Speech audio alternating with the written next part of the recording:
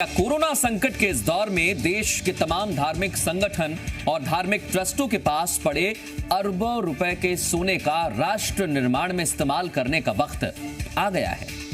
ये सवाल हम इसलिए पूछ रहे हैं और ये सवाल इसलिए खड़ा हुआ है क्योंकि कांग्रेस के वरिष्ठ नेता और महाराष्ट्र के पूर्व मुख्यमंत्री पृथ्वीराज चव्हाण ने सुझाव दिया है कि सरकार को इस संकट की घड़ी से निपटने के लिए देश के सभी धार्मिक ट्रस्टों में पड़े सोने को अपने कब्जे में लेकर उसका इस्तेमाल करना चाहिए, जिससे करीब 76 लाख करोड़ रुपए की मदद मिल सकती है।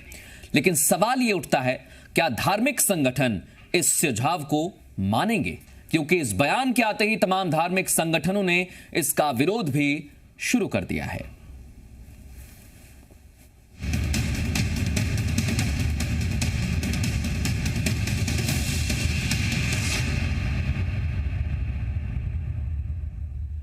कांग्रेस के वरिष्ठ नेता पृथ्वीराज चव्हाण कोरोना के खिलाफ जंग में देश के धार्मिक संगठनों का सोना लेने का सुझाव क्यों दे रहे हैं, ये उन्होंने एक ट्वीट से साफ भी कर दिया है।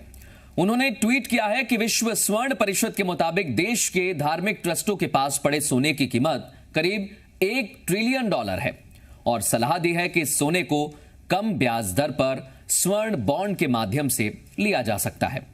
उनकी दलील क्या है, यह भी आप जान लीजिए। उन्होंने कहा है इससे कोरोना के खिलाफ लड़ाई काफी मजबूत हो सकती है। क्या सुझाव है उनका, आइए सुनते हैं।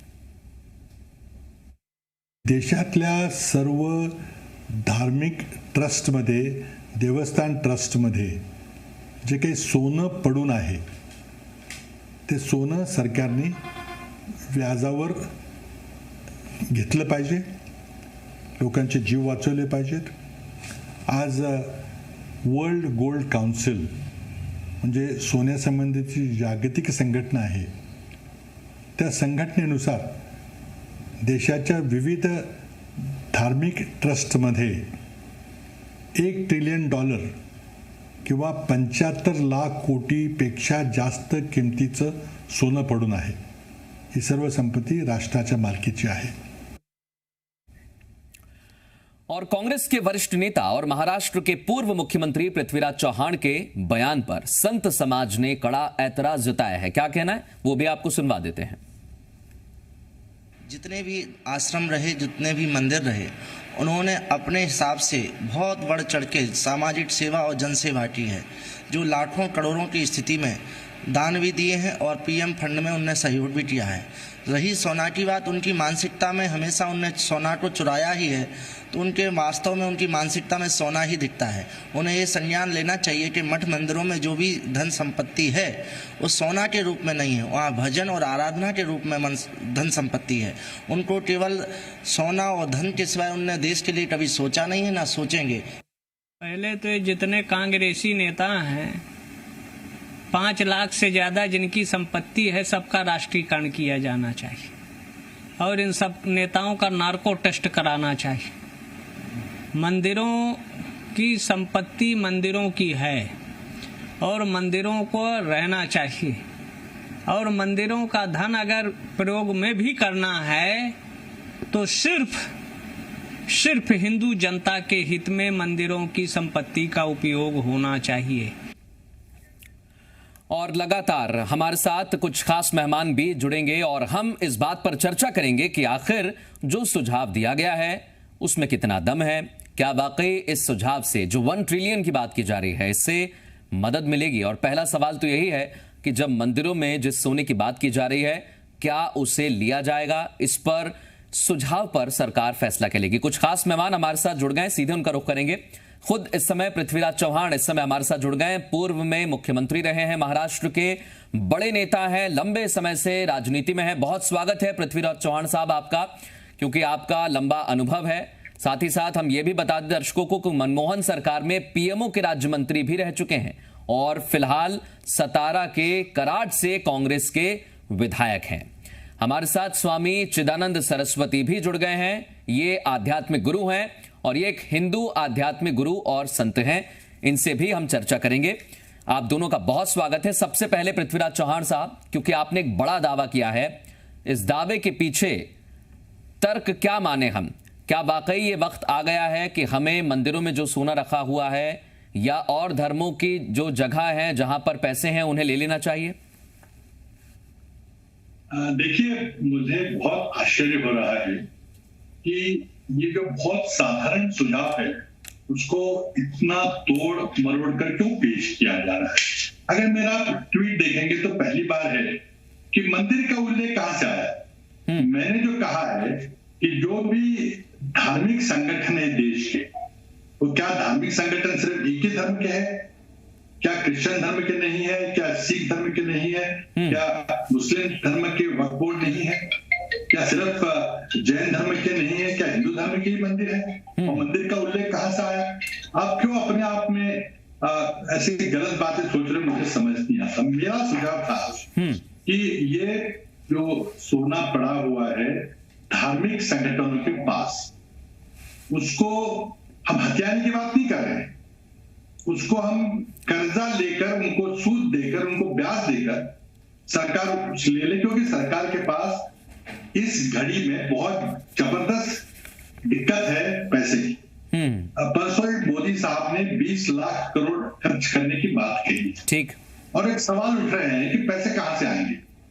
तो मैंने एक सुझाव दिया है जो कोई नया सुझाव नहीं है, और मैं सभी हमारे संत महात्मा बैठे हैं उनको याद दिलाना चाहूंगा कि हमारे पहले भाजपाई प्रधानमंत्री अटल बिहारी वाजपेयी ने, आप जानते होंगे कि उनके कार्यकाल में एटमी धमाका किया था, एटम बम का विस्फोट किया था, जिसके चलते पूरी दुनिया के देश हम पे बरस पड़े थे। कैसे, क्या मजाल है भारत की कि आपने एटमी धमाका कैसे कर दिया, और सारे देश यहाँ पे। पृथ्वीराज चौहान साहब, एक मेरा सवाल है, क्योंकि ये सुनिश्चित हो जाना चाहिए। एक बात मैं समाप्त कर लूं अपनी बात। हाँ। उस समय अटल बिहारी वाजपेयी जी ने गोल्ड डिपॉजिट स्कीम, 5 ये गोल्ड डिपॉजिट स्कीम का आरंभ किया था। किसने किया था? अटल बिहारी वाजपेयी जी ने, और सोना मिला उनको। उसके बाद देश के दूसरे भाजपा के प्रधानमंत्री आप जानते हैं नरेंद्र जी मोदी है। नरेंद्र भाई मोदी ने इसी स्कीम को आगे बढ़ाते हुए 5 नवंबर 2015 को नाम बदल दिया, उसको गोल्ड मोनेटाइजेशन स्कीम कहा। उसको स्वर्गीय अरुण जेटली जी लाए थे, और मुझे काफी खुशी है जो देशभक्त विचारों के संगठन है, जो देश के लिए चाहते हैं, उन संगठनों ने जनवरी 2020 तक, अभी भी चल रहा है उसकी। पृथ्वीराज चौहान साहब, लेकिन मेरा एक सवाल है, देखिए आपने कहा कि मैंने मंदिरों का कहीं जिक्र नहीं किया है, लेकिन सबसे पहला सवाल फिर ये खड़ा हो जाता है कि सोने क्या किसी मस्जिद में भी रखे हैं, या सोने की अगर बात करें तो वो किसी चर्च में भी है, या फिर आप जो हम कैश की बात करते हैं जो चढ़ावा मंदिरों में, दरगाह पर, मस्जिद में और कई जगह भी आता है, क्या उस कैश को भी लेने की बात आप कह रहे हैं? देखो, अगर तो कोई भी धार्मिक संगठन अपने पास आया हुआ पैसा बैंकों में जमा करना चाहता है तो उसको पूरी आजादी है, और बैंकों में जो पैसा आता है उसको देश के विकास के काम लाया जाता है, ठीक है, तो उसमें कोई पाबंदी नहीं है। और सोना भी जो है वो आप अरुण जेटली जी का, नरेंद्र मोदी जी का जो गोल्ड मोनेटाइजेशन स्कीम है जो 5 नवंबर 2015 में मोदी साहब लाए थे, वो जो चल रहा है, जिस स्कीम के अंदर, और मैंने खास करके कहा जो भी देशभक्त विचारों के संगठन हैं, उन्होंने जनवरी 2020 तक 20.5 टन सोना ये सरकार को दिया है। इसमें से कि तमिलनाडु के 4 संगठन हैं, महाराष्ट्र के 2 संगठन हैं, आंध्र प्रदेश का 1 संगठन है, लेकिन और स्वेच्छा से धन देना या स्वेच्छा से जो उन्हें दान मिला है वो तो वो दे सकते हैं, क्या हम उन पर दबाव बना सकते हैं इसे देने के लिए, या फिर हम प्रेशराइज कर सकते हैं? ये आपने मेरा ट्वीट शायद ठीक तरह से नहीं, मैं आपसे इसलिए जानना चाह रहा हूं, ट्वीट के बाद ही मैं आपसे बात कर रहा हूं, मैं एक चीज साफ हो जाए ना सर। मैंने ट्वीट में साफ कहा है कि उनसे कर्जे पे लिया जाए, क्या जबरदस्ती कोई कर्जे पे ले सकता है? और मैंने ये भी कहा कि 1-2% का ब्याज भी दिया जाए।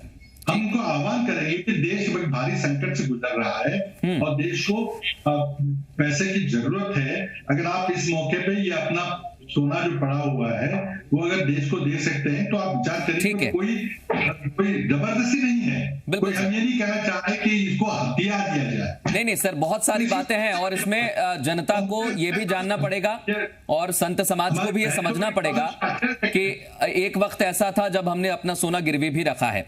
हालांकि आपने जिस स्कीम के बारे में बात की है उससे कितने लोग इत्तेफाक रखते हैं या कितने के पास जानकारी है ये भी हम जानेंगे। एक छोटा कमेंट मैं चौहान साहब, स्वामी चिदानंद इस समय हमारे साथ जुड़े हुए हैं, उनका लेना चाहता हूं।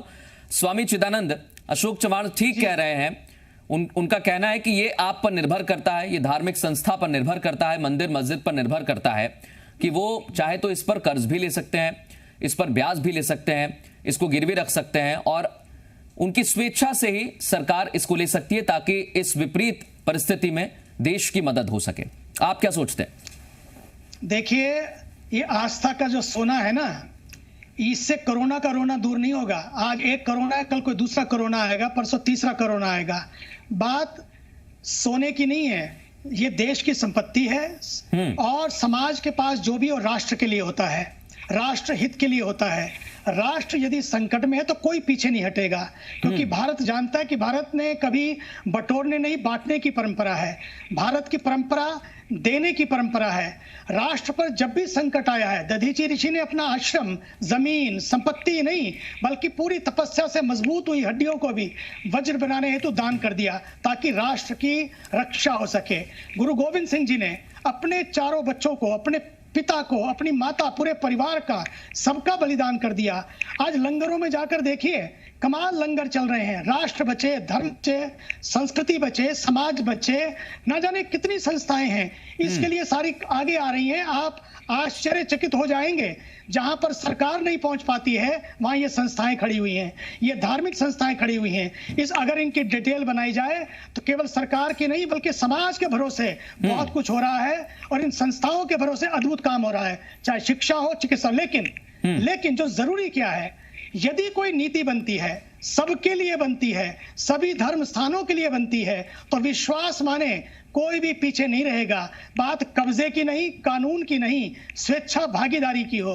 तो आपका कहना है कि एक स्वेच्छा से सरकार अगर कहे धार्मिक संस्थाओं से, मंदिरों से, मस्जिद से कि आप स्वेच्छा से कुछ राशि दान कर दीजिए तो तैयार हैं, लेकिन अगर सरकार कहे कि आप इसके लिए कर्ज भी ले लेना, हम कर्ज पर लेना चाहते हैं आपसे, आप इसके लिए ब्याज ले लेना या और कुछ आपको सुझाव दिए जाते हैं, तो क्या आपका मानना?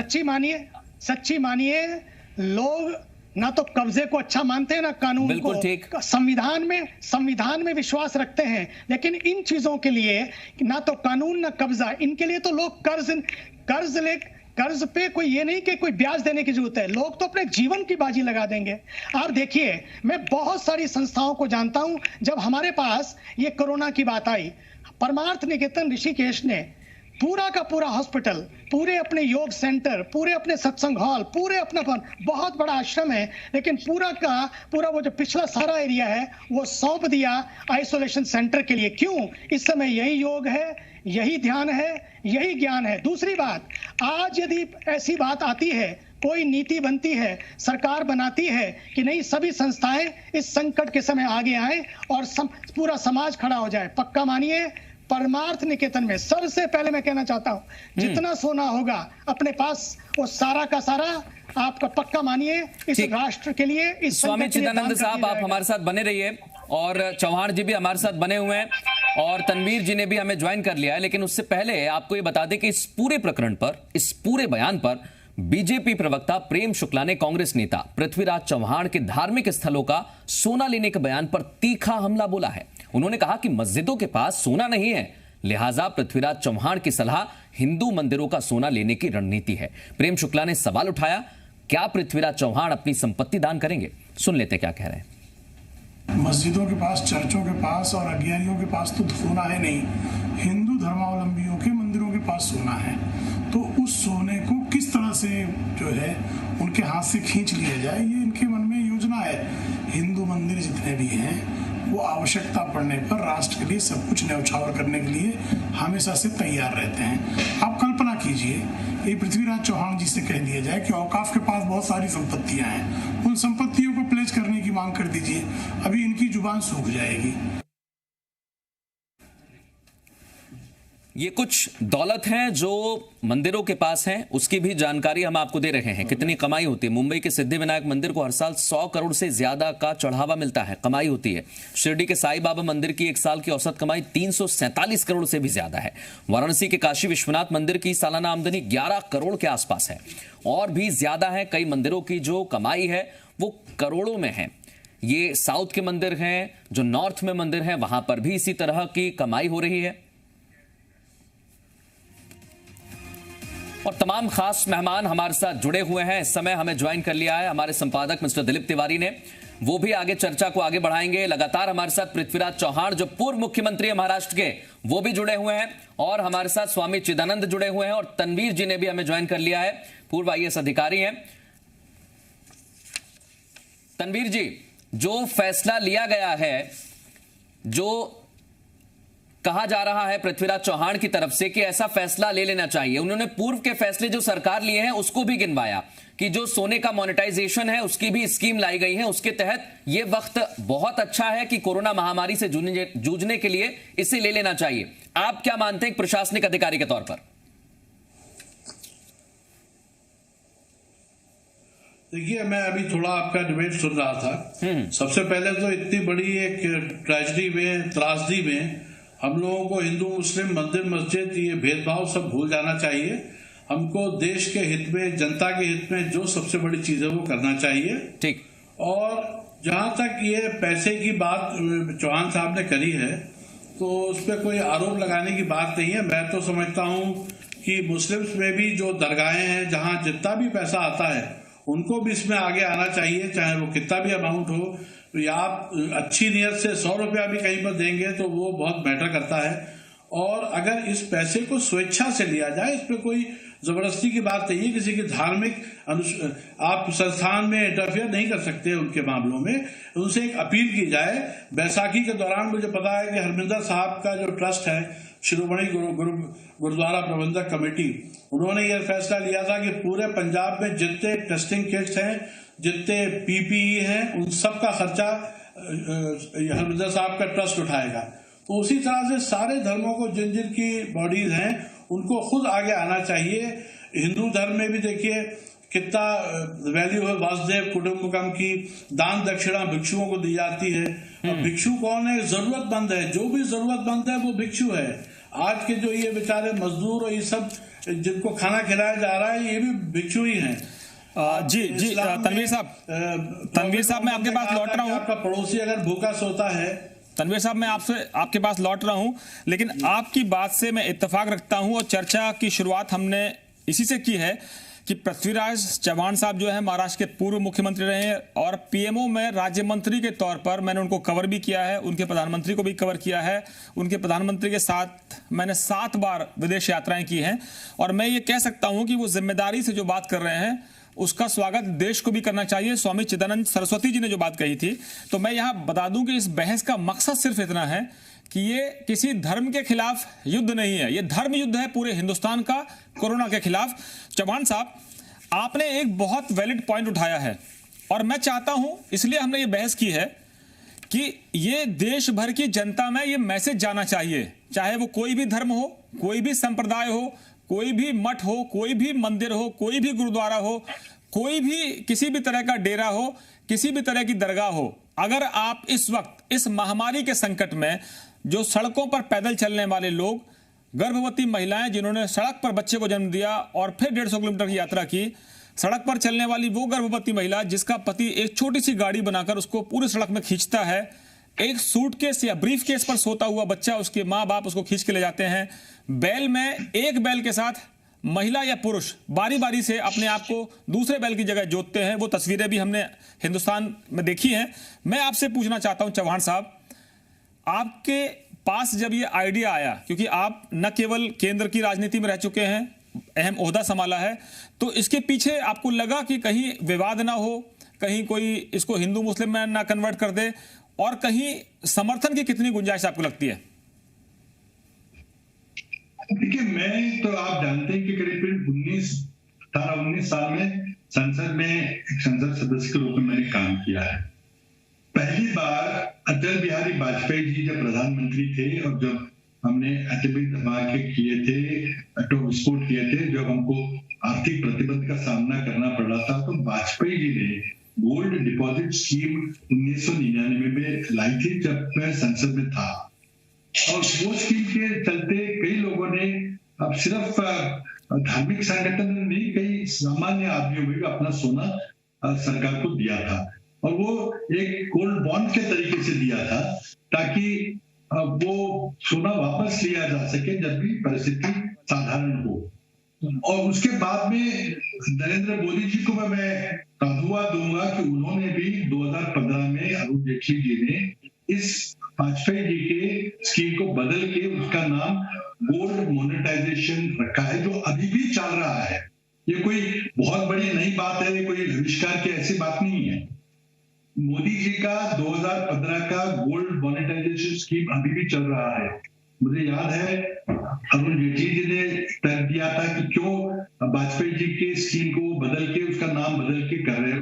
उसके चलते मेरे पास जनवरी 2020 यानी कि 3 महीने पहले के आंकड़े हैं, जो लोकसभा के जवाब के माध्यम से मैंने लिए हैं। अब तक इस गोल्ड मोनेटाइजेशन स्कीम के तहत 20.5 टन सोना सरकार को मिल चुका है, और उसमें से कुछ मंदिर भी है, कुछ धार्मिक संस्थान भी है। अब नाम भी मैं जी के लोगों को कहूंगा कि जी की ही खबरें हैं, वो भी अगर दिखाएं दर्शकों को तो बहुत अच्छा होगा। इसमें 8 मंदिरों का जिक्र किया गया है, और ये जो लोकसभा का जवाब है वो है 6 मई 2016 का। इसमें से तमिलनाडु के 4 मंदिर है, महाराष्ट्र के 2 मंदिर है, आंध्रा का 1 है, जम्मू और कश्मीर का 1 मंदिर। इन 8 मंदिरों का उल्लेख किया गया है। उन्होंने 20.5 टन सोना दिया है। अब वर्ल्ड गोल्ड काउंसिल का मैंने जिक्र किया था, उनके अनुमान अनुसार देश में बहुत ज्यादा सोना है। तो ये कोई सोना हथियाने की बात मैंने नहीं कही है, ये बिल्कुल पूरा स्वैच्छिक मैंने बात कही थी कि आप अपने पास जो सोना पड़ा है उसका उपयोग करने के लिए सरकार को कर्जे पे सोना दीजिए, और उस पर चाहे 1-2% सरकार उस पर आपको ब्याज भी दे सकती है, जो गोल्ड बॉन्ड स्कीम के अंदर था। और चौहान साहब, आपने अभी स्वामी चिदानंद को सुना। एक छोटे से ब्रेक का वक्त हो गया है, आप सभी हमारे साथ बने रहिए। ब्रेक के बाद हम स्वामी चिदानंद से पूछेंगे वो इस पर क्या कह रहे हैं। जल्द लौटते हैं, एक छोटा सा ब्रेक। ब्रेक के बाद आपका स्वागत है। लगातार हमारी वो चर्चा चल रही है जो शुरू की है पृथ्वीराज चौहान ने एक ट्वीट करके। उन्होंने कहा है कि जितना भी सोना है जो धार्मिक संस्थाओं के पास है वो देश के काम आ सकता है, और क्यों नहीं आ सकता ये भी हम आज सवाल पूछ रहे हैं। तमाम खास मेहमान हमारे साथ जुड़े हुए हैं। खुद पृथ्वीराज चौहान पूर्व मुख्यमंत्री महाराष्ट्र के, स्वामी चिदानंद सरस्वती हमारे साथ जुड़े हुए हैं, तनवीर साहब हमारे साथ जुड़े हैं जो पूर्व में IAS अधिकारी रहे हैं, और बाबर अशरफ साहब ने भी हमें इस वक्त ज्वाइन कर लिया है, वो भी हमारे साथ चर्चा में शामिल हो गए हैं। सैयद बाबर अशरफ साहब दरगाह कमेटी अजमेर शरीफ के वाइस प्रेसिडेंट हैं। हम आपसे ये जानना चाहते हैं कि पृथ्वीराज चौहान साहब ने एक विचार रखा है कि हिंदुस्तान इस समय कोरोना की महामारी से जूझ रहा है, तो जितना भी सोना जो भी रिलीजियस बॉडी हैं, चाहे वो मंदिर हो, चाहे वो दरगाह हो या कहीं भी हो, जो सोना है वो रख दिया जाए, सरकार के काम आए, और उससे उनको एक निश्चित इनकम के लिए फिक्स कर दिया जाए, चाहे वो 2% हो चाहे 1% हो। आप क्या कहेंगे, एक अच्छा विचार है?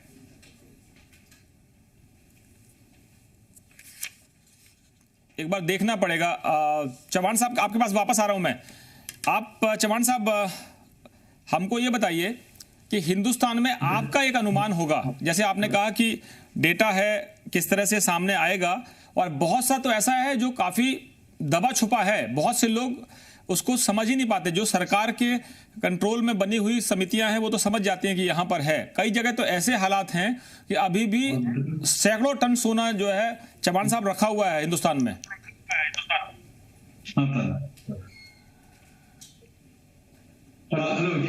कॉन्टैक्ट टूट गया। जी चौहान साहब, मैं आपसे जानना चाहता हूं कि हिंदुस्तान में बहुत से ऐसे मठ, मंदिर, गुरुद्वारे, मस्जिद, दरगाह या बहुत सी ऐसी जगह होंगी जिनके पास दौलत बहुत ज्यादा होगी। कई जगह रिकॉर्ड में होगी, कई जगह रिकॉर्ड में नहीं होगी। आपका एक पूरे हिंदुस्तान का एक सिस्टम है, चाहे वो रिलीजियस सिस्टम की बात करूं, चाहे वो और भी जो मैकेनिज्म है, जो जहां लोग आस्था के केंद्र जिनको आप मानते हैं, हजारों एकड़ लैंड का उनके पास पूल होता है।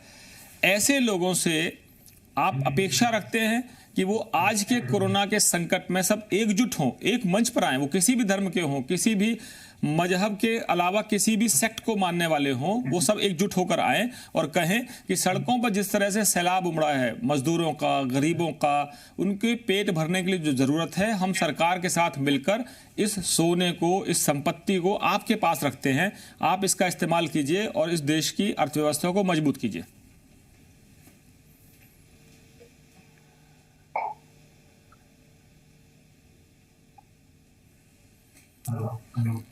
चौहान साहब, आप तक आवाज पहुंच रही है क्या हमारी? नहीं आ रही है, मेरी आवाज नहीं आ रही है। मैं अपनी टीम से कहूंगा कि चौहान साहब की आवाज को दुरुस्त किया जाए। सैयद बाबर अशरफ साहब भी ज्वाइन कर रहे हैं। चिदानंद सरस्वती जी, आपने कहा कि जो हिंदुस्तान के जो धार्मिक संस्थान हैं वो हर वक्त खड़े रहते हैं, हर मुसीबत में, हर महामारी में, हर संकट में। मैं आपसे जानना चाहता हूं कि इस विचार को आप कितनी गहराई से लेते हैं? ठीक है, ठीक है।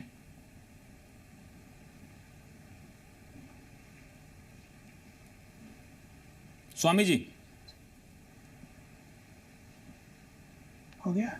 स्वामी जी, मेरा सवाल आपसे है जी। यार, मैं उधर भी नहीं सुन पा रहा। स्वामी जी, आप तक आवाज पहुंच रही है क्या हमारी? नहीं, मेरे कान में नहीं आ रही आवाज। अच्छा, मैं कहूंगा कि थोड़ी ये आवाज पहुंचनी जरूरी है क्योंकि बहुत अहम मुद्दा है और तकनीकी दिक्कतें बहुत ज्यादा हैं। अब आ गई, अब आ गई, तो बहुत अच्छा है। मैं स्वामी जी ये जानना चाह रहा हूं कि ये भयंकर महामारी का दौर है, बड़े संकट का दौर है। सरकार ने 20 लाख करोड़ का पैकेज का ऐलान किया है, लेकिन सड़कों पर जिस तरह से अफरा तफरी है, हिंदुस्तान के एक कोने से दूसरे कोने तक मजदूरों का सैलाब है। महिलाएं ऐसी हैं जो गर्भवती हैं, वो अपने घर को लौट रही हैं, सड़क पर उनके बच्चों का जन्म हो रहा है। कुछ एक महिलाएं ऐसी हैं जो गर्भवती हैं, उनके पति छोटी छोटी गाड़ियां बनाकर उनको लेके जा रहे हैं। हमने ब्रीफ केस, सूटकेस के ऊपर बच्चों को ऐसे लेटकर बैठकर जाते हुए देखा है। बैलगाड़ी में एक बैल है और दूसरा बैल नहीं है, वहां पति और पत्नी अपने आप को लगाकर जोतकर आगे बढ़ रहे हैं घर की तरफ। ये तस्वीरें डराने वाली हैं, परेशान करने वाली हैं, आपको अंदर से विचलित करने वाली हैं। मैं आपसे जानना चाहता हूं कि पृथ्वीराज चव्हाण साहब ने एक संदेश रखा है कि हिंदुस्तान के जितने भी धर्म हैं, सभी धर्मों के पास जो भी संपत्ति है, सोना हो और भी संपत्तियां, चाहे उनके पास कैश हो, वो सरकार के पास आए, सरकार उनको एक निश्चित आमदनी या उसमें जो इंटरेस्ट है वो दे और उसके बाद वो देश के काम आए। संभव है?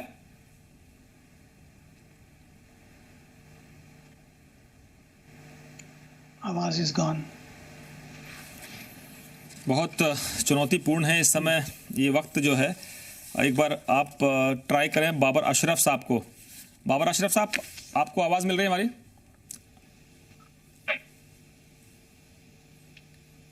चौहान साहब, सुन पा रहे हैं आप? हाँ, मैं आप सुन पा रहा हूं। आपका इतना अच्छा आइडिया है और बार बार आवाज जो है वो कानों तक पहुंच नहीं रही है, कई बार हम भी तकलीफ महसूस कर रहे हैं। चौहान साहब, दिल्ली से दूर दिल्ली कैसी लग रही है अब आपको, ये बता दीजिए, फिर हम दूसरे सवाल पर आते हैं। दिल्ली बहुत दूर है। मैं तो भी अपने घर में महाराष्ट्र में करीब 1.5 महीने से लॉकडाउन में हूं, लेकिन आप सभी से संपर्क हो रहा है इंटरनेट के माध्यम से, टेक्नोलॉजी के माध्यम से, और मैं आपके माध्यम से देश की जनता तक भी पहुंच पा रहा हूं। जी, इस समय आपको हमारे जी मीडिया के चैनल के जरिए तकरीबन 10 करोड़ लोग आपको देख रहे होंगे, फेसबुक के जरिए भी, ट्विटर के जरिए भी, यूट्यूब पर भी आप पहुंच रहे हैं और हमारे चैनल्स के जरिए तकरीबन 10 करोड़ दर्शकों तक आप पहुंच रहे हैं। मैं आपसे जानना चाहता हूं कि जो आपका आइडिया है बहुत ही जबरदस्त आइडिया है। जब हिंदुस्तान कोरोना के संकट में है, मजदूरों का सैलाब सड़कों पर है, स्टेशनों में जब वो देखें आप तस्वीरें, वो आती हैं कि ट्रक में लोग भरे हुए हैं, बसों में लोग भरे हुए हैं, किस तरह से वो अपने घर पहुंचना चाहते हैं। ये रिवर्स माइग्रेशन है, चलो गांव की ओर। ये जो तस्वीरें हैं, आप केंद्र में मंत्री रहे हैं, प्राइम मिनिस्टर ऑफिस में आपने एक जिम्मेदारी निभाई है, आप महाराष्ट्र के मुख्यमंत्री रहे हैं। मैं आपसे जानना चाहता हूं कि वहां से बैठकर ये तस्वीरें आपको परेशान नहीं कर रही? बहुत ही विचलित कर रही है। मतलब अब एक देश जो एक महाशक्ति बनने का सपना देख रहा है $5 ट्रिलियन इकोनॉमी बनने का सपना देख रहा है।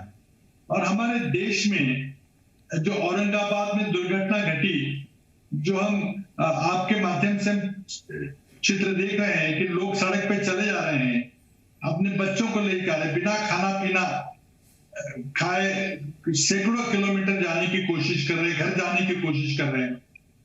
अब महाराष्ट्र में हमने जितने भी उत्तर के प्रवासी मजदूर हमारे पास है, हमने उनको खाना पीना देने की कोशिश की है, लेकिन फिर भी वो लोग घर जाना चाहते, उनको जाने देना चाहिए।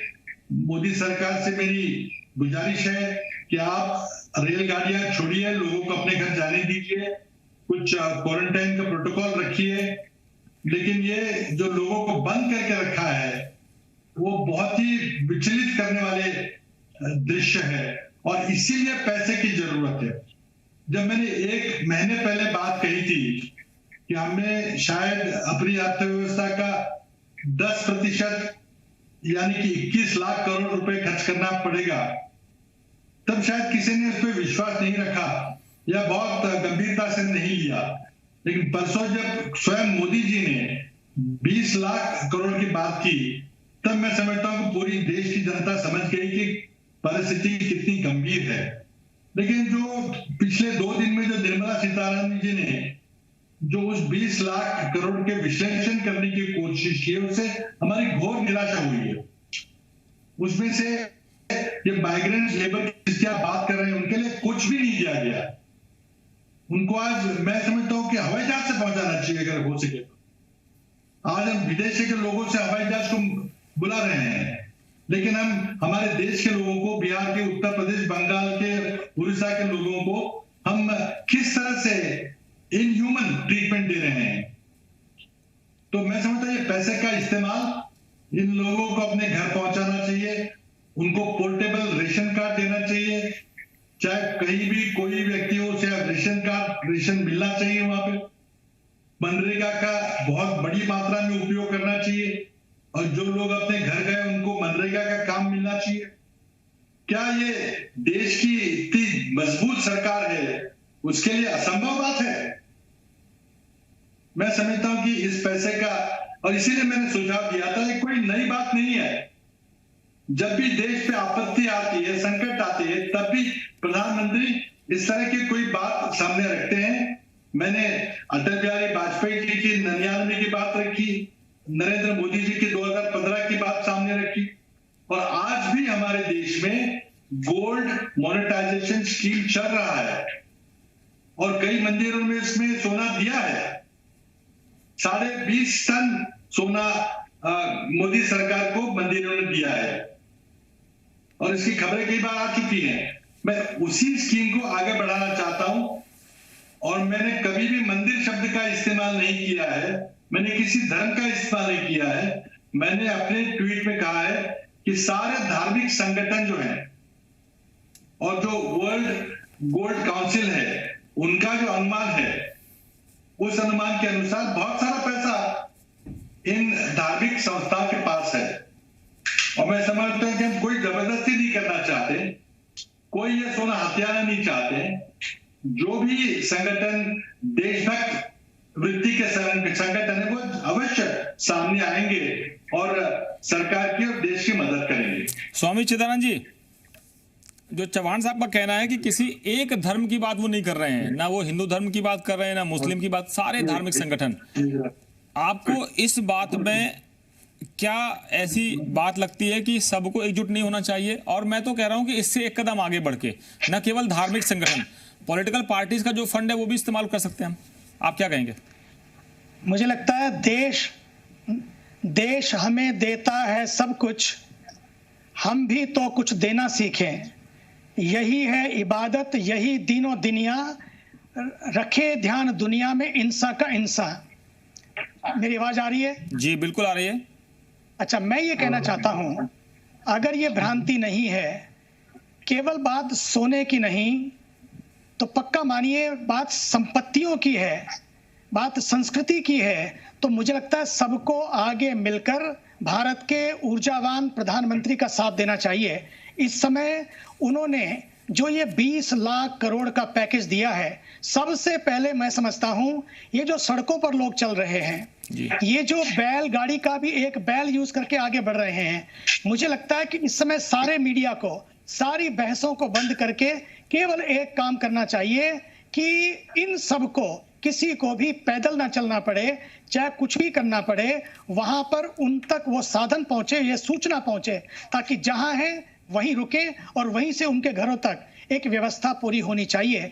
तीसरी बात यह है, ये पक्का मानिए, अगर ये कोई भ्रांति नहीं है, किसी जाति, धर्म और संप्रदाय के लिए नहीं है, देश के लिए है, राष्ट्र के लिए है, आप ये पक्का मानिए, पूरा देश खड़ा होगा और पूरा देश संवेदनशील है, हमारा देश सृजनशील है और हमारा देश करुणाशील है। हमारे देश के पास जब जनता जगती है, पूरा राष्ट्र जग के खड़ा हो जाता है, ये हमने देखा है। इसलिए पहला काम हो, जो सड़कों पे चल रहे हैं, जो लोग घरों में बैठे हैं, उनके लिए योजनाएं बनती रहें, लेकिन जो सड़कों पे चल रहे हैं उनको ना चलना पड़े, वो उन तक राशन पहुंचे या अन्न पहुंचे।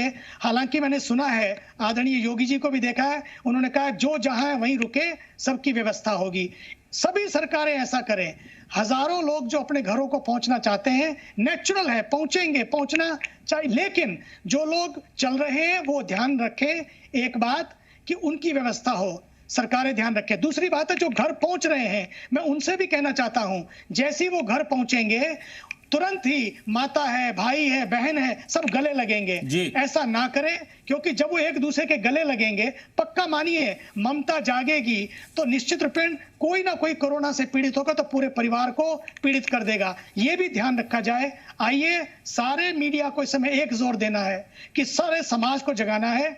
बात केवल सोने की नहीं है, बल्कि जो सोए हुए लोग हैं उन सबको उठाना है और राष्ट्र के लिए उठाना है। पक्का मानिए, एक कोरोना नहीं, यहाँ पर हमारा भारत ना जाने कितने कोरोनाओं का मुकाबला कर सकता है। आइए, इस बात को ध्यान रखते हुए हम सबको खड़ा करें, सब साथ चलें, साथ मिलकर करें। तो बात केवल, अगर क्योंकि बात सोने की आ गई तो लगा शायद मंदिरों की बात हो रही है, अगर बात सभी धर्मों की हो, पूरे समाज की हो, मांगना नहीं पड़ेगा, लोग जुट कर खड़े हो जाएंगे, टूट पड़ेंगे एक दूसरे का साथ देने के लिए, क्योंकि अंत में ये भूल ना जाए, हम एक परिवार हैं, एक हैं, लेकिन रहेंगे। जो चौहान साहब ने कहा है, चौहान साहब ने तो सीधे सीधे कहा है कि मैंने सारे धार्मिक संगठनों की बात की है, लेकिन मैं आप दोनों से जानना चाहता हूं, पहले चौहान साहब जवाब देंगे कि अभी तक हमने सुना कि सरकार ने 20 लाख करोड़ के पैकेज का ऐलान कर दिया, उसका बाइफर्केशन अलग अलग तरीके से बताया गया कि क्या क्या होगा इसमें। चौहान साहब कह रहे हैं कि निराशाजनक है, आपके सहयोगी और पूर्व वित्त मंत्री चिदम्बरम साहब कह रहे हैं कि इसमें तो एकदम ब्लैंक है, जीरो है, ममता बनर्जी कह रही बिग जीरो है। मैं आपसे जो चीज जानना चाहता हूं चौहान साहब, कि अभी तक जो धार्मिक संगठनों की परंपरा वो ये है कि वो गरीबों को भोजन कराते हैं, भंडारे चलाते हैं, हमने SGPC की तरफ से देखा है, हमने धार्मिक संगठनों की तरफ से देखा है, हमने मठ मंदिरों की तरफ से देखा है, हमने माइनॉरिटी के लोगों को देखा, सड़कों पर लोग एक तरफ से पूरे लोगों की मदद कर रहे हैं, वो सब हमने तस्वीरें देखी। लेकिन जो बात आपने बड़ी बात की है वो ये कि ये धन जो जमा है ये किसके काम आएगा, कब काम आएगा। जो बात आप कह रहे हैं वो उस हिस्से तक क्यों नहीं जा रही जिनके पास ये सब कुछ है। हजारों लाखों एकड़ जमीन की व्यवस्था उनके पास है, बैंक बैलेंस उनके पास है, उनके पास अपने संसाधन है। मैं नहीं कहता हूं कि सब दान करके आप, क्योंकि वैसे भी आपने सांसारिक माया मोह त्याग दिए। जो बात चौहान साहब कह रहे हैं वो बड़ी बात है चिदानंद जी, तो मैं चौहान साहब से पूछता हूं कि क्या सरकार इसमें पहल करे या अब तक अभी बाकी लोग इंतजार करते रहेंगे, क्योंकि जैसे चिदानंद जी ने कहा जब देश की बात आएगी तो सब कुछ कुर्बान है, क्योंकि आप तो पहले ही अपना परिवार, अपना समाज छोड़कर पूरे देश के लिए निकल पड़े हैं, क्योंकि आपने सबके लिए त्यागा है, देश के लिए आप सन्यासी बने। चौहान साहब बताइए क्या संभव है ये? देखिए, आज एक विशेष परिस्थिति जो हुई है, हमारे देश ने कई सारे युद्ध झेले हैं। चीन का युद्ध था, बांग्लादेश का युद्ध था, 65 का पाकिस्तान से युद्ध था। इन युद्धों में जिस भूमि पे लड़ाई होती है, वो चाहे चीन के साथ हो, नॉर्थ ईस्ट फ्रंटियर एजेंसी में हो, वहां पे अरुणाचल में लड़ाई हुई हो, पाकिस्तान की लड़ाई पंजाब में हुई हो, लेकिन कोरोना की लड़ाई ऐसी है जो हर गली कूचे में लड़ी जा रही है। वो कोई, आप जानते हैं कि जो नॉर्थ में लड़ाई हुई थी, केरल और तमिलनाडु को ज्यादा उन्होंने स्पर्श नहीं किया था, लेकिन कोरोना ने हर एक व्यक्ति को, हर एक गली में, हर एक मोहल्ले में, हर एक कॉलोनी में लोगों को स्पर्श किया है। और जो लड़ाई करनी पड़ेगी ये कितने दिन तक चलेगी कोई भरोसा नहीं है। क्या ये मई आखिर में समाप्त होगी, क्या जून आखिर तक चलेगी, क्या जुलाई तक चलेगी? कई लोग तो सालों की बात कर रहे हैं। तो इस लड़ाई में हमको लड़ने के लिए धन कहां से आएगा? देखिए, सरकारी आमदनी पूरी तरह से सूख गई है, कोई स्रोत बचा नहीं है, क्योंकि ना उद्योग चल रहे हैं, ना व्यापार चल रहा है, ना विमान चल रहे हैं, ना रेलें चल रही है। तो सरकार के पास आमदनी कहां से होगी? तो एक बहुत बड़ी दिक्कत का सामना सरकार को बिल्कुल चव्हाण साहब, क्या हम ऐसा कर सकते हैं? क्योंकि देखिए, पैसा कहां से आएगा इसी की बात हो रही है, लोगों की जेब में कैश कैसे प्रोवाइड करे गवर्नमेंट, इसी की बात हो रही है। तो क्या आपका सुझाव ऐसा भी है कि हमें सोने को अगर लेते हैं, जो धार्मिक संस्थाओं से हम सोना लेंगे उसे बाहर हम गिरवी रखें ताकि हमें बॉन्ड मिल जाए और हम कैश फ्लो है जो उसे जारी कर सके, उसे छाप सके, आरबीआई की मदद ले सके? बिल्कुल, देखिए, सोने को हम बेच सकते हैं, सोने के रखते हुए नोट छाप सकते हैं, सोने के और बैंकों में रख के उनसे पैसे कर्जे पे उठा सकते हैं, चाहे बैंक ऑफ इंग्लैंड हो, चाहे अमेरिका का बैंक हो। कई अगर हमारे पास सोना आ जाए तो कई तरह से उसको हम इस्तेमाल कर सकते हैं और पैसे खड़े कर सकते हैं, जिसका उपयोग जो है, जो लोग सड़क पे घूम रहे हैं अपने घर जाने की कोशिश करें, उनकी मदद करने के लिए हम कर सकते हैं। एक हमारे देश की बहुत गलत पिक्चर जा रही है बाहर के देशों में, जो औरंगाबाद की घटना घटी, जो आप हर रोज जो छायाचित्र दिखा रहे हैं कि लोग किस तरह से भूखे सड़कों पे चल रहे हैं, ये कोई देश के लिए बहुत अभिमान की बात नहीं है। तो क्या पैसा काम आएगा अगर इस समय इन लोगों की मदद न कर सके? और ये भी बात वास्तव में देखना पड़ेगा कि आमदनी नहीं हो रही है देश की, बहुत बड़ा घाटा हो रहा है सरकारी खजाने में और सरकार के फाइनेंस में, हमको मदद करनी पड़ेगी। स्वामी चिदानंद जी, जो बड़ी बात कह रहे हैं चव्हाण साहब, और आपने भी कहा कि देश के लिए सब कुछ कुर्बान है, मीडिया इस पर फोकस करे कि साहब ये लोग जाए ना। हम लगातार अपील कर रहे हैं अपने चैनल के ज़रिए, सोशल मीडिया के ज़रिए कि आप ना निकलें। और मैं आपको ये भी बताना चाहता हूँ कि जब भी लोग निकलते हैं तो हम उनसे कहते हैं कि सरकार व्यवस्था कर रही है, आप रुकिएगा, आप इंतज़ार तो थोड़ा कर लीजिए, आप घर से क्यों निकल आए। कई बार ऐसा होता है कि वो जिस माध्यम का इस्तेमाल कर रहे हैं वो माध्यम हमारा नहीं है, किसी और का माध्यम है, कहीं और से उनको व्हाट्सएप पर जानकारी मिल गई, कहीं और से सोशल मीडिया पर जानकारी मिल गई। मैं आपसे जानना चाहता हूं कि क्या चव्हाण साहब ने जो बड़ी बात कही है उसको लेकर कोई यूनिटी बन पाएगी, या ये बहस यही खत्म हो जाती है, या केवल एक बयान, राजनीतिक व्यक्ति का बयान है इसलिए हमको इस पर नहीं पढ़ना चाहिए, या फिर आप कोई पहल करेंगे कि इस वक्त पूरे धर्माचार्य मिलकर, क्योंकि आप जब सब एक साथ मंच पर आते हैं, चाहे वो हिंदू हो, चाहे मुस्लिम हो, चाहे सिख हो, चाहे ईसाई हो, या और भी जो हमारे अल्पसंख्यक समुदाय के लोग हैं, वो सब साथ में आते हैं आपके। आप दुनिया भर में जाते हैं, भारत की संस्कृति का प्रचार करते हैं, धर्म का प्रचार करते हैं, आपसे लोग मिलते हैं। इस वक्त एकजुट होने की जरूरत है क्या हमको? मुझे लगता है कि सबसे पहले तो अगर राजनीति से ऊपर उठकर हम राष्ट्र नीति के साथ चलेंगे, सब लोग साथ आएंगे, एक बात।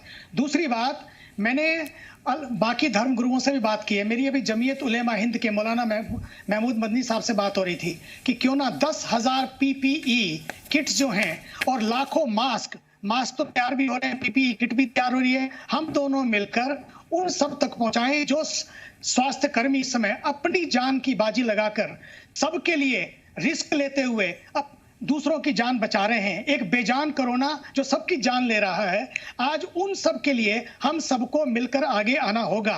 देखिए, जब नीति बढ़िया बनती है और नीति सबके लिए होती है, किसी एक के लिए नहीं होती है, उसमें कोई राजनीति नहीं होती है, तो पक्का मानिए सही नियत से बनाई हुई लोगों की नियत बदलेगी और पक्की और नियति बदलेगी। दूसरी बात, लोग सामने से चलकर आएंगे। तीसरी बात, मैं चाहता हूं इन सारी सोने की बातों से भी उठकर जो लोग सो नहीं पा रहे हैं, सड़कों पर हैं, सबसे पहले हम उन्हीं की बात करें।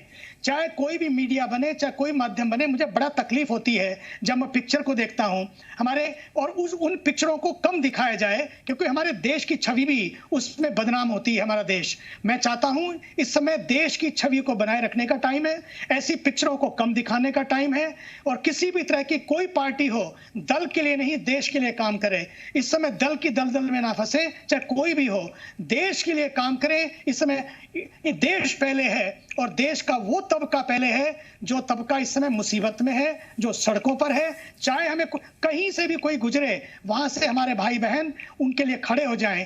आपके जहां तक बात परमार्थ की है, मैंने आपको कह दिया है, जब भी यदि कोई नीति बनेगी, बात सोने की नहीं है, बात संपत्ति की नहीं है, बात संस्कृति की है। जब भी कोई बात नीति बनेगी, परमार्थ निकेतन सबसे पहला जितना भी सोना होगा, चाहे भगवान के मुकुट में होगा, पक्का मानिए वो देने के लिए तैयार रहेगा। जब पालघर की घटना हुई, इसी महाराष्ट्र में पालघर की घटना हुई, तो मैंने उस दिन भी कहा था कि जो ड्राइवर की पत्नी या उनके दोनों बच्चियां, उनके लिए विचारों का क्या होगा। अगर उनको भी चाहिए, हम उनको भी यहाँ सेवा के लिए ले लेंगे, और उनकी दोनों बच्चियों की पढ़ाई हम वहां पर करवाएंगे।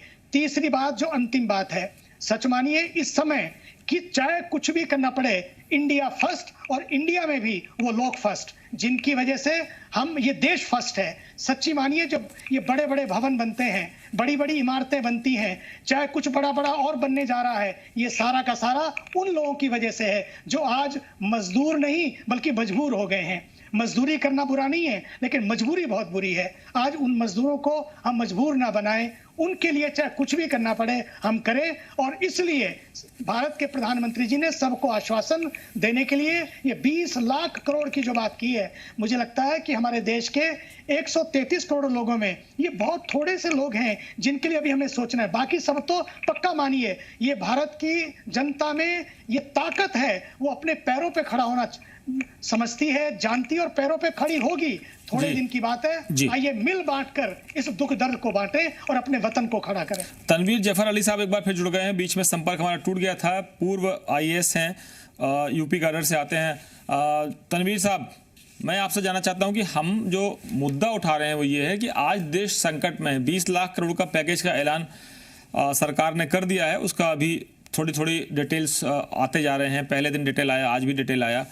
जो पृथ्वीराज चव्हाण साहब कह रहे हैं वो ये कह रहे हैं कि हमको मिलकर इस समय जितना भी हमारे पास धन संपदा है, सोना है और भी जो चीजें हैं, वो हम सरकार को दे दें, ताकि आगे आने वाली जो व्यवस्था है वो दुरुस्त हो सके और देश चल पड़े।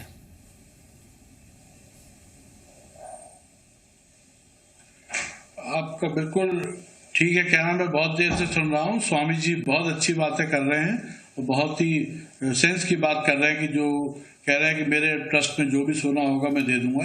देखिए, ये इतने बड़े संकट की घड़ी है कि हमें किसी व्यक्ति के बयान को सिर्फ इसलिए नहीं नकार देना चाहिए कि वो एक पॉलिटिकल पार्टी का है, कि जी उस पार्टी का बयान है, उन पार्टी वालों की तो मानसिकता ये है, गलत है। जो भी बयान ठीक है, देश के हित में है, और आजकल के हालात को निपटने के लिए अगर हम सक्षम हो सकते हैं, हम सशक्त हो सकते हैं, तो हमें उस पर कार्रवाई करनी चाहिए।